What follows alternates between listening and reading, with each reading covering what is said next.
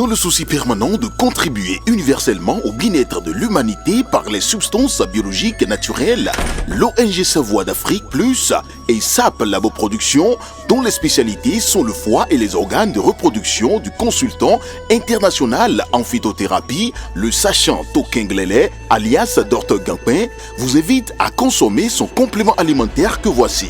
Gampin Siro est un complément alimentaire qui favorise la multiplication des cellules du foie et le bon fonctionnement du côlon. Il stimule par son action énergétique le désir sexuel en corrigeant les troubles érectiles, l'éjaculation précoce, augmente la libido et corrige la fatigue physique et mentale. Le siège est dans Cotonou à Zobo, non loin du 10e arrondissement. Contact plus 229 60 60 20 65 97 25 03 61 95 53 70 70.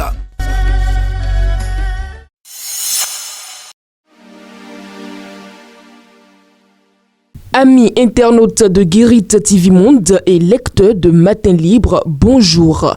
À la manchette de votre quotidien, hésite la Normocommunication. Talon sur les pas de Yahi. Patrice Talon semble désormais enjoindre ses affidés à inonder coins et recoins du Bénin pour communiquer sur ses actions. En optant depuis quelque temps pour cette pratique pourtant jugée désuète et peu sincère par les autorités actuelles du pays, le chef de l'État et son régime donnent finalement raison à Boni Yahi. Homosexualité au Bénin, une réalité dans un environnement hostile. L'homosexualité, bien qu'elle reste un sujet tabou, est encore loin d'être acceptée dans la société béninoise.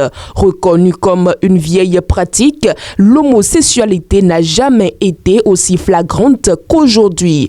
Au Bénin ou encore en Afrique, il y a de plus en plus d'homosexuels, lesbiennes, bisexuels, transgenres qui s'affichent.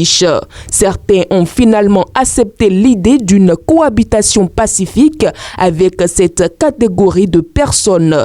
D'autres restent fermement opposés à cette réalité. À la fausse manchette du haut de votre quotidien, coopération Bénin-Niger au-delà d'une crise de fermeture des frontières. Le Bénin et le Niger ont ouvert le chapitre d'une nouvelle tension politique dans une sous-région ouest-africaine où la coopération régionale semble être en crise.